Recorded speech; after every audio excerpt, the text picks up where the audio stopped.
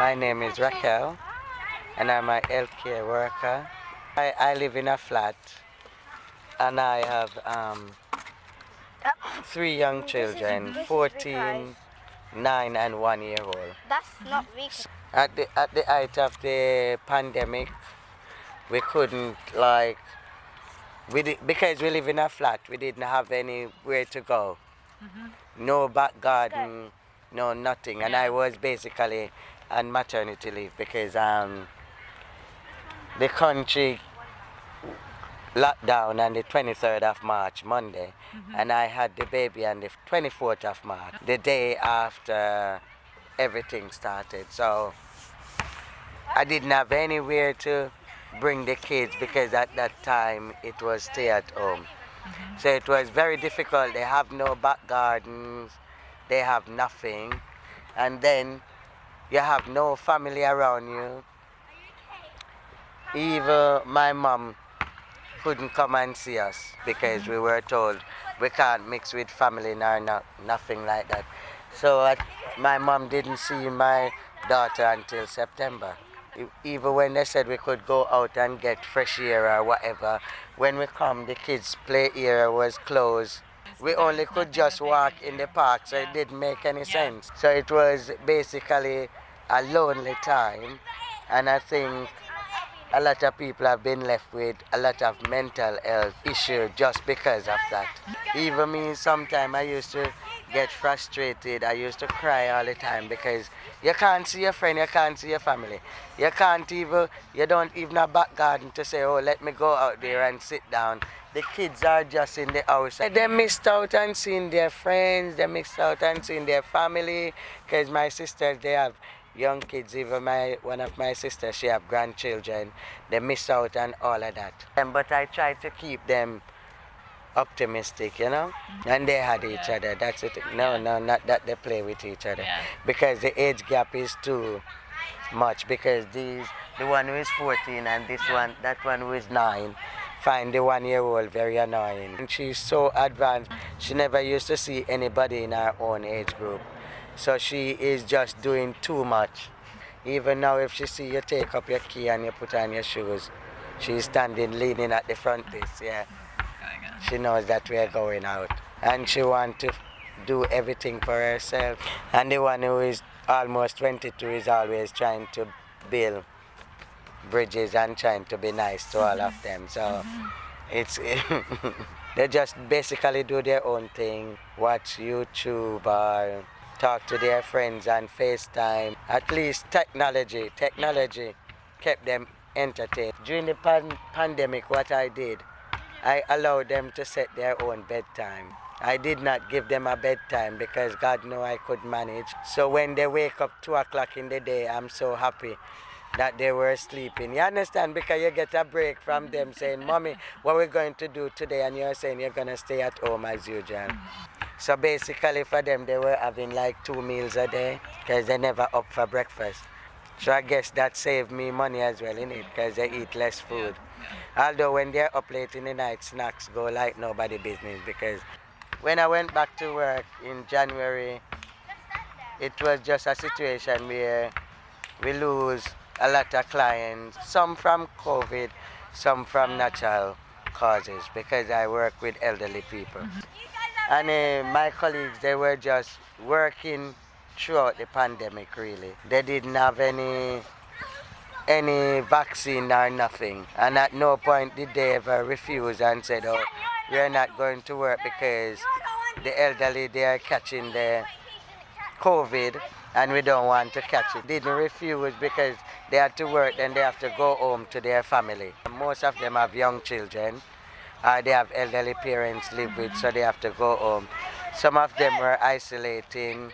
And when I went back to work, they said that, oh, I should be isolating. So I said to my boss that I'm not going to do no more isolating. I'm through with all this. All my colleagues have been working throughout the pandemic, and now I'm back. I just feel that it's my time to do my part. My workplace, they were good because they set up Skype calls. So it was still difficult for them Because especially people who have dementia, they can't really understand why they haven't been seeing their family.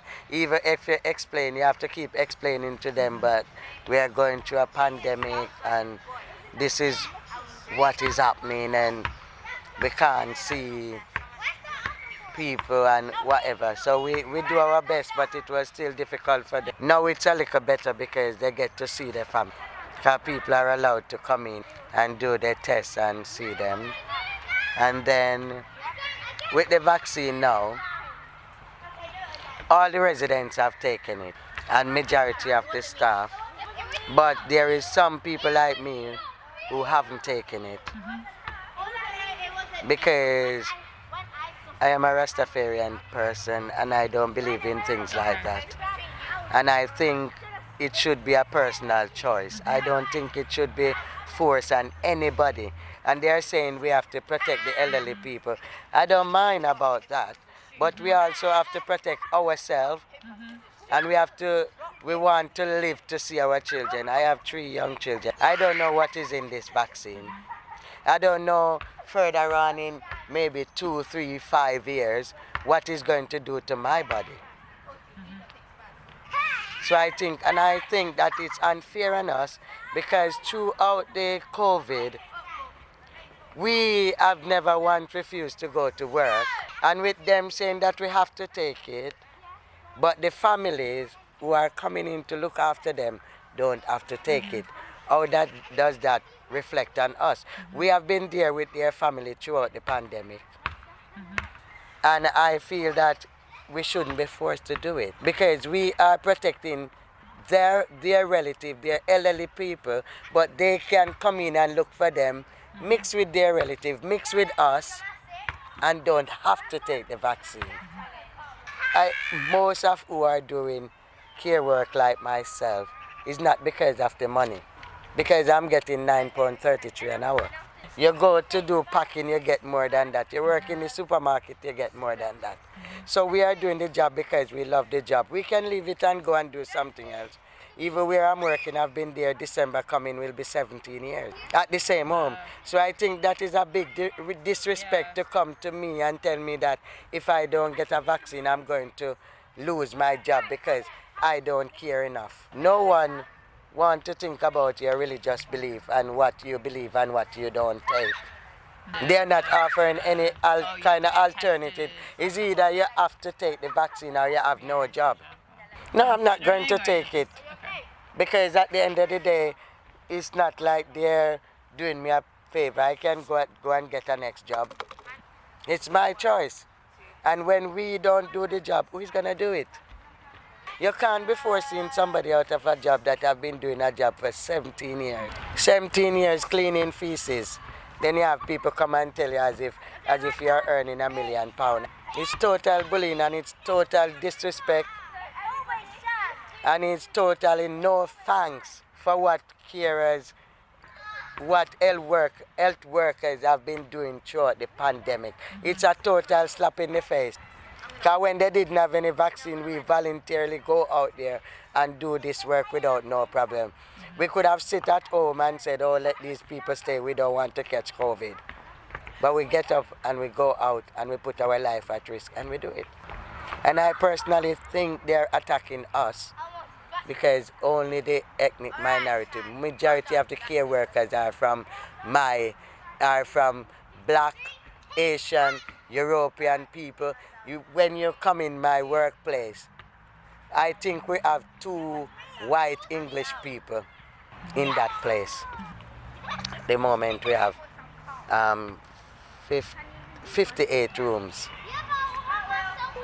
And during night and day staff, we only have 2 white people doing the care work. Otherwise, from those 2 people, they are all sitting at the top where they could work from home. They're all white people. There is no ethnic minority on the director's board. And they could have worked from home. We could not. So I think it's all about racism. This country is racist to the core. And I feel like this is a racist attack. 100% racist attack because they know who do this type of job. Especially in London. They are 100% aware of what type of people do this job. You're never on the front line like us. You hardly ever meet a white person who call himself a doctor and working on the front line. I was born in Jamaica. Luckily for me, I have two sisters and 3 brothers here. And my mom is here, my dad is deceased. So it's only my sister, my 2 other sisters and my brother who don't live in the UK, because there's 9 of us alive now. So that is the only effect. I haven't been able to see them. And I tell them that if they want to see Raquel, you will have to come to England. Because I'm not leaving this country because I'm not taking no vaccine. That's the end of my traveling now. If I leave, I will go back to my country and never come back. That's it. I can pack up my children and go back. My country cannot refuse me because that is where I was born. So I will happily do that. You understand? That's where I come from. Yeah. I miss my country more because even if they are under lockdown in Jamaica, it's a totally different environment. My kids wouldn't feel so bad because our family is our neighbors and we have big land space, big back garden where my kids would be free to run up and down. So I think for lockdown there would be better than here. You understand? Because we have the own, in Jamaica I wouldn't be cooped up in a flat with my kids. I would be in a house with big land space. That's my family property, my cousins, my aunties, my neighbor. Because even my kids, whenever time I take them to Jamaica, they are so happy because they have the freedom to run about. They don't have that type of freedom here. I am not a person who allows racism to bother me, and that is how I teach my children. The way how I see it, if you don't like me, that's your own prerogative. Because if I was following racism, I wouldn't be doing the job that I'm doing, because most of the people who are in my workplace, they are white. Because black people and Asian people, I hardly ever put people in their elders in nursing home. I love people. And for me, it doesn't matter if you don't love me back, that is your problem. You are the one who have the problem, not me. You understand? And that is how I teach my children. Who don't love you, that's their own problem, that's their own loss. It doesn't really matter to me as long as I'm working, I'm getting my wages, and I'm doing the best that the Almighty appreciate. The man who is up there, whether he's up there or he's around there or wherever he is, because there must be a creator. So as long as the creator appreciate what I'm doing and the creator love me, then I'm good. As long as they don't kill my children because of their racism, it doesn't matter to me. As long as my children can go to school and learn, it doesn't matter to me. As long as my children can get a job, it doesn't matter to me. They can keep their racism to themselves because I don't beg nobody to love me. I love myself. I have enough love for me.